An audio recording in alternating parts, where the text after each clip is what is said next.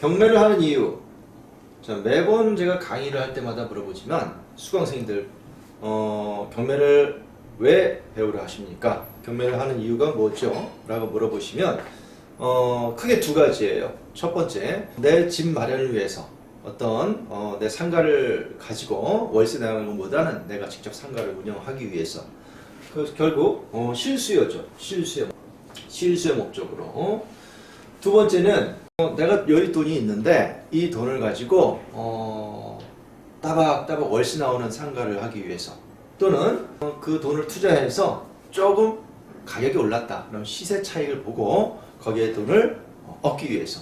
결국 뭐예요? 투자죠. 투자. 그래서 두 가지로 실수요 목적과 투자의 목적인데, 결국은 뭘 하기 위해서 경매를 하냐?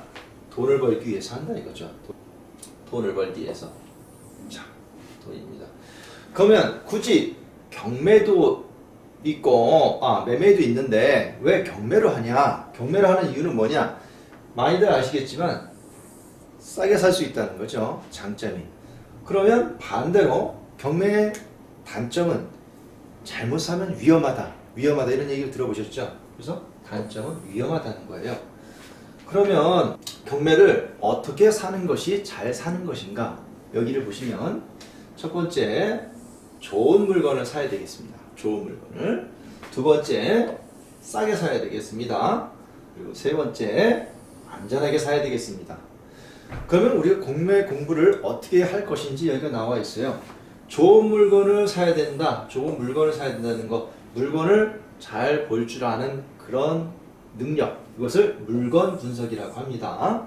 그리고 싸게 사야 한다. 두 번째. 자, 여기 잘 보세요. 반드시만은 아님. 물론 경매는 싸게 사는 것이 중요합니다. 일반 공장이나 어떤 물건, 토지를 사더라도 주변 시세 대비해서 많이 싸게 사는 것이 시계 차익도 보고 거기에 수익을 얻는 것이 맞는데, 요즘같이 많은 그 사람들이 하는 아파트 물건 같은 경우에는 가격이 꾸준히 상승하고 있지 않습니까? 이런 상승기에서는 싸게 받기가 상당히 어렵습니다.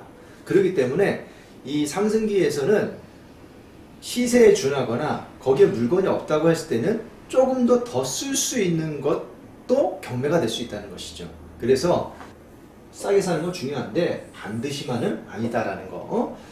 그리고 세 번째, 안전하게 사야 된다. 안전하게, 결국은 위험성이 없게 사야 된다. 그러기 위해서는 우리가 위험하지 않게 하는 권리 분석을 할 줄 알아야 된다 이거죠. 권리 분석 공부하는 겁니다. 그러면 경매 공부는, 자, 좋은 물건 분석을 하고 안전하게 사야 된다. 권리 분석을 한다. 이게 핵심 포인트예요. 핵심 경매 공부하는 것이. 그래서 오늘 이렇게 말씀드리지만 앞으로 우리가 공부할 것이 경매 물건의 주가 물건 분석과 권리 분석입니다. 자, 넘어가겠습니다. 자, 그럼 두 번째, 경매 현실을 한번 볼까요? 경매 현실. 우리가 경매를 싸게 산다고 하는데 과연 얼마나 싸게 살 수 있는가? 자, 과거에는요, 과거라고 하면 우리 쉽게 얘기하면 한 2000년 전 요쯤을 한번 예를 들게요. 그럼 그 당시에는 경매 참여자가 적었습니다. 많지가 않았어요. 그러다 보니까 입찰 경쟁률이 낮죠. 그러니까 저가에 싸게 받을 수 있는 가능성이 많았어요. 그래서 뭐 반값 경매다 이런 말이 가능했어요. 그래서 감정가 1억이다 라고 하면 한 5천만 원 낙찰받는, 50% 수준의 낙찰받는 이런 시대가 있었습니다. 물론 지금도 요 가격에 받을 수 있는 것들은 물론 있습니다. 그러나 예전같이 확률이 높지 않다는 거고요. 그리고 많이들 하는 이러한 대중화된 물건 같은 경우에는 이 가격은 사실상 불가능한 가격이다. 아파트를 정상적인 물건으로 50%에 낙찰받는다? 이거는 현실에서는 사실상 불가능한 일입니다. 만약에 50% 받는 거 물건이 있어요. 어떤 물건? 문제 있는 물건. 문제 있는 물건이죠. 문제 없는 깔끔한 물건은 현실 어떻게 되냐 보십시다. 현실 같은 경우에는, 자, 경매 참여자가 어때요? 많지요. 여러분들 같이 이렇게 경매를 지금 배우셔서 직접 입찰을 합니다. 그러니까 대중화가 돼서 입찰 경쟁률이 높아지죠. 결국은 낙찰가율이 높아지는 것이고, 우리가 싸게 살려고 하는 것이 저가 매입 하려는 가능성이 낮습니다. 그래서 일반적으로 권리 분석이 쉽고 선호하는 물건의 경우 아파트 물건, 감정가 전후 또는 시세와 별 차이가 없다. 보세요. 감정이 한 예를 들어서 1억이다 라고 할 때 실제로 9천에서 1억 천 이 정도의 낙찰이 되는 것이 현실입니다. 반값 경매라는 말은 옛날 얘기고 현재와는 맞지 않다는 것이죠. 그러면 굳이 우리 이렇게 감정가를 선회해서 받아야 될 이유가 있는가? 그럼 여기 낙찰받은 사람들은 다 시세도 안 알아보고 그냥 완 바보들인가? 그건 아니라는 거예요. 물론 낙찰 받으신 분들도 다 시세 조사하고 권리 분석하고 들어오신 분이에요. 그러면 왜 이 가격대에 낙찰 받았을까? 감정가 이상으로. 자, 이거는 첫 번째, 감정이 현재 시세와 현재 물건의 가치 가격과 맞지 않는 경우가 많습니다. 감정 시점은 감정과 법원에서 감정한 시점과 우리 이 매각기일이 잡혀서 입찰할 시점의 사이는 한 수개월, 길게는 또 1년씩 걸릴 수가 있어요. 이 시기에는 물론 시세가 쭉 올라가는 경우라면 그때 시세와 현재 시세가 맞지 않겠죠. 자, 그리고 시세가 현 시세와 비슷하게 한 뭐 1억 천이다 라고 했을 때, 두 번째 1억 천이라고 했을 때 왜 굳이 시세대로 받냐? 그랬을 땐 이 물건을 가지고 시세에 나와 있는지 한번 알아봤더니 물건이 없더라 이거예요. 시세는 그렇지만 현재 물건이 없어요. 그렇다면 이 물건은 지금 어떤 상황이냐? 나오면 바로 매입할 수 있는 사람들이 줄을 섰다. 이러면 희소성이 있는 물건이죠. 그럼 시세에 준하거나 심지어 그보다 좀 더 쓸 수 있는 것, 이렇게 가는 것이 현재의 경매 시장이다 라는 것을 말씀드리고 싶습니다. 자, 그럼 성공 투자 얼마나 하나?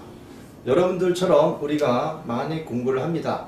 다른 분들도 인터넷이나 책을 보고 기타 오프라인 강의들을 통해서 우리가 경매 공부를 합니다.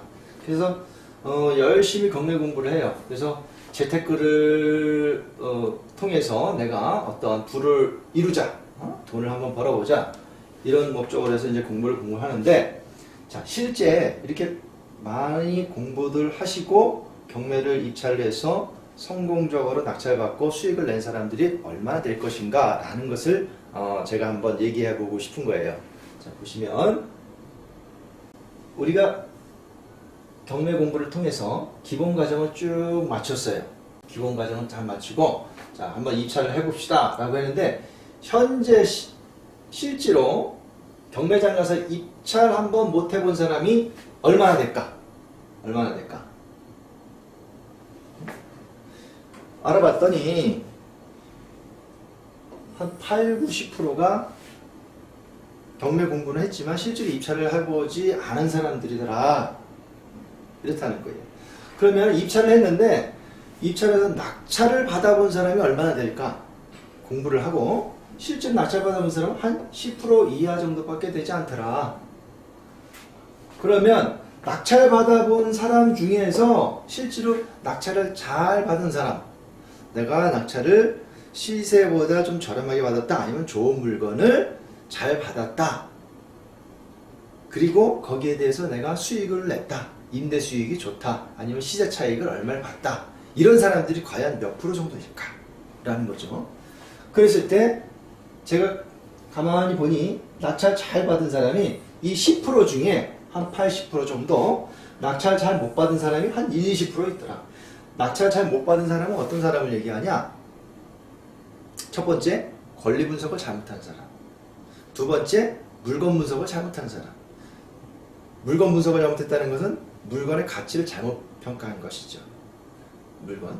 자, 이런 물건들은 물건을 잘못 보고 사면 매도도 안 돼, 임대도 안 나, 계속 안고 가야 돼요. 심지어 평생 안고 갈 수 있는 물건이 될 수가 있어요. 자, 권리 분석을 잘못했다.